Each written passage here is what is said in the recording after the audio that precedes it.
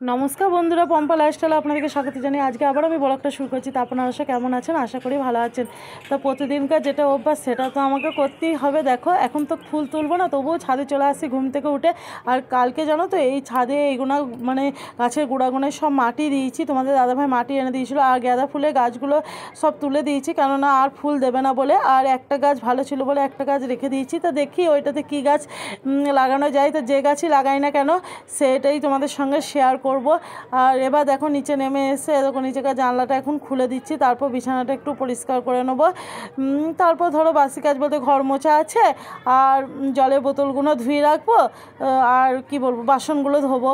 তো বিছানাটা দেখো এখন একটু টেনে ভালো করে পরিষ্কার করে নিচ্ছি, বালিশগুলো গুছিয়ে রেখে দিচ্ছি। নিচেতে শোয়া হয় না, কিন্তু তবুও ধরো ওই সন্ধ্যে থেকে থাকা হয়, মনাকে পড়াতে বসা হয়, তারপর তো ধরো ওপর গিয়ে থাকা হয়। তো তোমাদের দাদাভাই উঠে পড়েছে, সোনা মনা তো এখন ওঠেনি, একটু দেরি করেই ওঠে। তো আমার কিছুটা সারা হয়ে গেলে তারপর ওদেরকে ডাকি।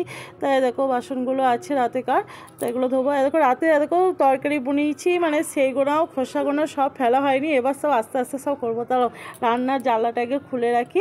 তারপরে দেখো স্নান সেরে একবারে চলে এলাম তোমাদের কাছে।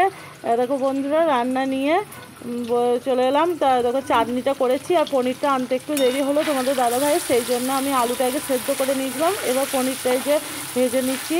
তো এখন তো এই যে ধরো হলুদ তো দিতে পারছি না, তেল হলুদ এই সাদা তেলের ওপর যেটুকু রান্না করছি। তাই দেখো ওই টমেটোটা বেটে দিয়েছিলাম, টমেটো ধনে আদা জিরে এগুলো বেটে নিয়েছিলাম মিক্সিতে দিয়ে। দেখো তরকারিটা করলাম। আর তোমাদের দাদাভাই সবজি বলতে দেখো আলু লঙ্কা কুমড়ো আর এই দেখো মনার জন্য আঙুর নিয়ে এসেছে। তো প্রতিদিন বাজার যাওয়ার সময় একটাই কথা যে কে আনবো, আমি কি করে বলি বলো, এখন কি নিয়ে আসবে?